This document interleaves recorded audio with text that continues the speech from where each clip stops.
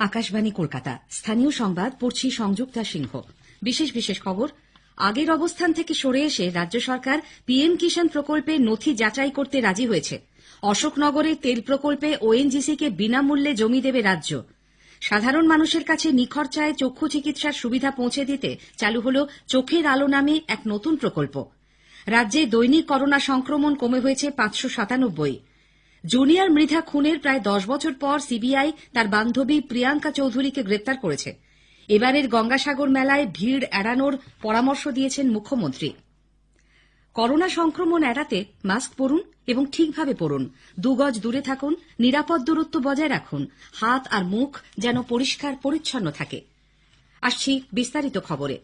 প্রধানমন্ত্রী কিষাণ সম্মান নিধি যোজনার সুবিধা থেকে বাংলার কৃষকদের বঞ্চিত রাখা হচ্ছে বলে বিজেপি নেতাদের লাগাতার সমালোচনার প্রেক্ষাপটে রাজ্য সরকার এবার এই প্রকল্পে যুক্ত হতে আগ্রহ প্রকাশ করেছে। কেন্দ্রীয় সরকার তাদের পোর্টালে নথিভুক্ত রাজ্যের কৃষকদের নাম সহ যাবতীয় তথ্য দিলে রাজ্য সরকার তা যাচাই করে পাঠাবে। মুখ্যমন্ত্রী মমতা ব্যানার্জি গতকাল নবান্নে সাংবাদিকদের বলেন, কৃষকদের স্বার্থেই তাঁরা যাতে এই প্রকল্পের সুবিধা পান সেই বিষয়টি রাজ্য সরকার মাথায় রাখবে। রাজ্য সরকারের দেওয়া চিঠির প্রেক্ষিতে কেন্দ্রীয় কৃষিমন্ত্রী নরেন্দ্র সিং তোমর সম্প্রতি জানান, এই প্রকল্পের সুবিধা পেতে রাজ্যের যে 21,79,000 কৃষক সরাসরি কেন্দ্রীয় পোর্টালে নাম নথিভুক্ত করেছেন, রাজ্যের ছাড়পত্র না মেলায় তারা প্রকল্পের সুবিধা থেকে বঞ্চিত হচ্ছেন। এর প্রেক্ষিতে কৃষকদের যাবতীয় তথ্য রাজ্যের পোর্টালে দ্রুত পাঠানোর জন্য মুখ্যমন্ত্রী কেন্দ্রীয় কৃষিমন্ত্রীকে পাল্টা চিঠি দিয়েছেন বলে জানিয়েছেন। কৃষকদের সেই তথ্য হাতে এলে সবকিছু পরীক্ষা করে দ্রুত তা কেন্দ্রের কাছে পাঠিয়ে দেওয়া হবে। এদিকে কেন্দ্রের কৃষি আইন প্রত্যাহারের দাবি জানিয়ে রাজ্য সরকার বিধানসভায় সর্বদলীয় প্রস্তাব পাশ করানোর সিদ্ধান্ত নিয়েছে। মুখ্যমন্ত্রী বলেছেন, এজন্য খুব শীঘ্রই বিধানসভার স্বল্পকালীন অধিবেশন ডাকা হবে। আমি কৃষকদের সাথে পলিটিক্স করতে চাই না। আমি তো চাই ইমিডিয়েট 3টে কৃষক বিল, অ্যান্টি ফার্মার্স বিল উইথড্র হোক, এবং আমরা বিধানসভায় 1 দিন 2 দিনের জন্য হলেও সেশন করব এই অ্যান্টি ফার্মার্স বিলটা উইথড্র করার জন্য একটা রেজুলেশন নিয়ে আসবো, এবং আমি চেষ্টা করব যেটা সবাই মিলে যাতে আমরা পাশ করতে পারি। অবশ্যই বিজেপি করবে না, বাট অন্যান্যরা করবে আশা করি। কেন্দ্রের অধুনালুপ্ত পরিকল্পনা কমিশনের অনুকরণে রাজ্যের জন্য একটি পৃথক বেঙ্গল প্ল্যানিং কমিশন চালু করার সিদ্ধান্ত নিয়েছে রাজ্য সরকার। মুখ্যমন্ত্রী মমতা ব্যানার্জি গতকাল নবান্নে একথা জানান। যোজনা আয়োগের জায়গায় নীতি আয়োগ চালু করার কড়া সমালোচনা করেন তিনি। এদিকে উত্তর 24 পরগনার অশোকনগরে অপরিশোধিত তেল উত্তোলন এবং সংশ্লিষ্ট কাজকর্মের জন্য রাষ্ট্রায়ত্ত সংস্থা ওএনজিসি রাজ্য সরকারের কাছে 40 একর জমি চেয়েছে। পেট্রোলিয়াম মন্ত্রী ধর্মেন্দ্র প্রধানকে মুখ্যমন্ত্রী চিঠি দেওয়ার পর ওএনজিসি সেখানে প্রয়োজনীয় পরিকাঠামো তৈরির জন্য যে জমি চেয়েছে রাজ্য সরকার তা বিনামূল্যে দেবে। এই প্রকল্পের মাধ্যমে বড় এবং বিভিন্ন অনুসারী শিল্প গড়ে তুলতে রাজ্য সরকার কেন্দ্রের সঙ্গে সব রকম সহযোগিতা করবে বলেও মুখ্যমন্ত্রী জানান। ইতোমধ্যেই এই প্রকল্পে রাষ্ট্রায়ত্ত সংস্থাটি 3,361 কোটি টাকা খরচ করেছে। আগামী 2 বছরে তারা আরও 425 কোটি টাকা লগ্নি করবে। ফলে স্থানীয় অনেক মানুষের কর্মসংস্থান হবে বলে মুখ্যমন্ত্রীর দাবি। চোখের যাবতীয় চিকিৎসা বিনামূল্যে সাধারণ মানুষের কাছে পৌঁছে দিতে রাজ্য সরকার চোখের আলো নামে একটি প্রকল্পের সূচনা করেছে। মুখ্যমন্ত্রী মমতা ব্যানার্জি গতকাল নবান্ন থেকে ভার্চুয়ালি এর সূচনা করেন। 5 বছরে রাজ্যের 20 লক্ষ মানুষকে এই প্রকল্পের আওতায় এনে ছানি অপারেশন সহ চোখের সব ধরনের চিকিৎসা করা হবে।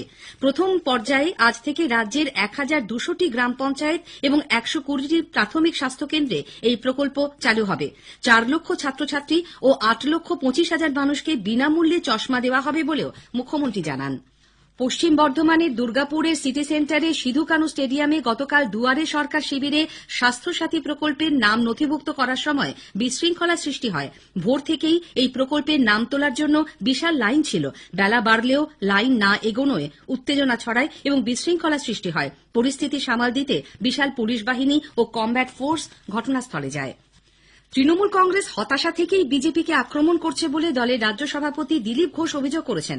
গতকাল খিদিরপুর এলাকায় বিজেপির মিছিলে দলের সর্বভারতীয় সহ সভাপতি মুকুল রায় ও জাতীয় সাধারণ সম্পাদক কৈলাস বিজয়বর্গীয়র গাড়ি লক্ষ্য করে জুতো ছোঁড়ার ঘটনার নিন্দা করে শ্রী ঘোষ বলেন, একের পর এক সাংসদ, মন্ত্রী, বিধায়ক দল থেকে বেরিয়ে যাওয়ায় তৃণমূল কংগ্রেস ক্রমশ ভেঙে যাচ্ছে। তাই বিজেপি কর্মীদের ওপর আক্রমণ করে তারা হতাশা প্রকাশ করছে। তবে বিজেপি গণতান্ত্রিক পদ্ধতিতেই পরিস্থিতির মোকাবিলা করবে। ওই রোড শোয়ে প্রাক্তন মেয়র শোভন চট্টোপাধ্যায়ের উপস্থিত থাকার কর্মসূচি থাকলেও তাকে আটকে দেওয়া হয় বলে অভিযোগ করেন তিনি। বিজেপিতে যোগ দেবার পরেও শোভনবাবু দলের কর্মসূচিতে অংশ নিচ্ছেন না কেন, এই প্রশ্নের উত্তরে দিলীপবাবু বলেন, এ বিষয়ে দলই সিদ্ধান্ত নেবে। 4 দিনের সফরে উত্তরবঙ্গ গেছেন তৃণমূল কংগ্রেসের যুব সভাপতি সাংসদ অভিষেক ব্যানার্জি। গতকাল বাগডোগরা বিমানবন্দর থেকে তিনি সড়ক পথে যান শিলিগুড়ির মাল্লাগড়ির একটি হোটেলে। দলীয় সূত্রে জানা গেছে 8ই জানুয়ারি পর্যন্ত থাকবেন অভিষেক। সভা ও বৈঠক করবেন উত্তরবঙ্গের বিভিন্ন জেলায়।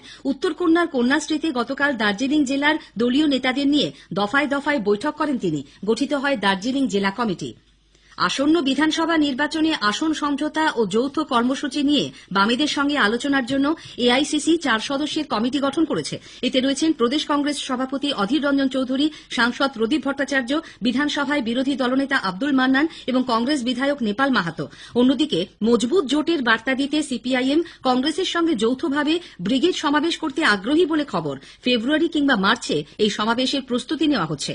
দলের সাধারণ সম্পাদক সীতারাম ইয়েচুরি বলেছেন, বর্তমান রাজনৈতিক প্রেক্ষাপটে গণতান্ত্রিক ও বিপ্লবী শক্তিগুলির সামনে আন্দোলন জোরদার করার সুযোগ এসেছে। কৃষক ও শ্রমিক সংগঠনগুলির মধ্যে ঐক্য সুদৃঢ় হয়েছে। এ রাজ্যে দুটি রাজনৈতিক দল মেরুকরণের চেষ্টা করছে। খাদ্য, কাজ, শিক্ষা, স্বাস্থ্য নিয়ে বিকল্প নীতি জনগণের সামনে তুলে ধরতে হবে। বিজেপির রাজ্য সভাপতি দিলীপ ঘোষ সাংবাদিকদের পেনশনের অর্থ বাড়ানোর পক্ষে সওয়াল করেছেন। কলকাতা প্রেস ক্লাবে গতকাল প্রগতিশীল রাষ্ট্রবাদী পত্রকার সংঘের এক অনুষ্ঠানে তিনি বলেন, অন্যান্য রাজ্যের সাংবাদিকদের প্রায় 10,000 টাকা মাসিক পেনশন দেওয়া হলেও রাজ্যের সাংবাদিকরা মাত্র 2,500 টাকা পেনশন পেয়ে থাকেন। এই পরিমাণ বাড়ানো প্রয়োজন। সাংবাদিকদের অনেক প্রতিকূল পরিস্থিতির মধ্যে কাজ করতে হয়। করোনা পরিস্থিতির কারণে বহু সাংবাদিক কর্মচ্যুত হয়েছেন। বিজেপির রাজ্য সভাপতি বলেন, ঐতিহ্যবাহী কলকাতা প্রেস ক্লাবের পরিচালন কমিটির কার্যকালের মেয়াদ 3 মাস আগে শেষ হয়েছে, তাই নির্বাচন হওয়া উচিত। স্থানীয় সংবাদ শুনছেন আকাশবাণী কলকাতা কেন্দ্র থেকে। দেশের বিভিন্ন প্রান্তে ব্রিটেন ফেরত আরও বিমান যাত্রীর মধ্যে নতুন স্ট্রেনের করোনা ভাইরাসের সন্ধান মেলায় পরিবর্তিত এই ভাইরাসে আক্রান্তের সংখ্যা বেড়ে 38-এ পৌঁছেছে। এদিকে কলকাতা মেডিকেল কলেজ হাসপাতালে নতুন স্ট্রেনের করোনা সংক্রমণ নিয়ে ভর্তি যুবকের কোভিড পরীক্ষার রিপোর্ট 14 দিন পরেও পজিটিভ এসেছে। সংক্রমণ নিয়ন্ত্রণে আনতে ব্রিটিশ প্রধানমন্ত্রী বরিস জনসন ইংল্যান্ডে নতুন করে জাতীয় লকডাউন ঘোষণা করেছেন। আগামীকাল থেকে এই লকডাউন বলবৎ হবে। ফেব্রুয়ারির মাঝামাঝি পর্যন্ত তা চলতে পারে।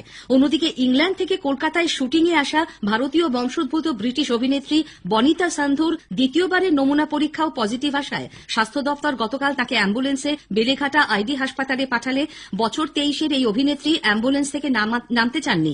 ঘণ্টা চারেক টানাপোড়েন চলার পর ব্রিটিশ দূতাবাসের হস্তক্ষেপে শেষ পর্যন্ত বন্ড দিয়ে অক্টোবর খ্যাত অভিনেত্রী বনিতা বাইপাসের ধারে বেসরকারি মেডিকেল হাসপাতালে ভর্তি হন। রাজ্যে করোনা সংক্রমণের হার অনেকটাই কমেছে, সেই সঙ্গে অবশ্য কমেছে নমুনা পরীক্ষার সংখ্যাও।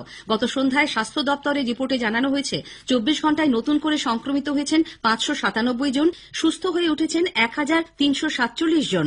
আরোগ্যের হার বেড়ে হয়েছে 96.49%।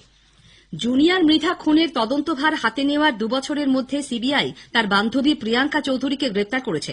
2011-র 12 জুলাই রাতে বেলঘরিয়া এক্সপ্রেসওয়ের ওপর 26 বছর বয়সী সফটওয়্যার ইঞ্জিনিয়ার জুনিয়রকে মৃত অবস্থায় পাওয়া যায়। প্রথমে এটি দুর্ঘটনা বলে মনে হলেও ময়না তদন্তের রিপোর্টে জানা যায় গুলিবিদ্ধ হয়ে তার মৃত্যু হয়েছে। প্রিয়াঙ্কার ফোন পেয়েই তিনি দেখা করতে গিয়েছিলেন বলে অভিযোগ। সিআইডি এর তদন্ত শুরু করলেও দীর্ঘদিন কোনো কিনারা না হওয়ায় মৃধার পরিবার সিবিআই তদন্ত চেয়ে কলকাতা হাইকোর্টের দ্বারস্থ হয়। হাইকোর্টের নির্দেশে প্রায় 8 বছর পর তদন্তের দায়িত্ব নেয় সিবিআই।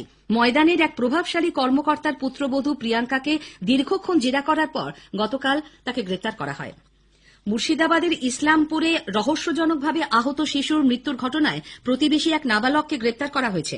বছর 5-এর রনিত পালকে ওই কিশোর ইট দিয়ে আঘাত করেছিল। পুলিশ জানিয়েছে, জেরায় বছর 13 ছেলেটি স্বীকার করেছে রনিত তাকে কামড়ে দেয় এবং তার দারিদ্র্য নিয়ে কটাক্ষ করে। এর প্রতিশোধ নিতেই সে তার মাথায় ইট দিয়ে আঘাত করেছিল। মুর্শিদাবাদের রেজিনগর থানা এলাকায় আজ ভোরে পথ দুর্ঘটনায় 4 জনের মৃত্যু হয়েছে।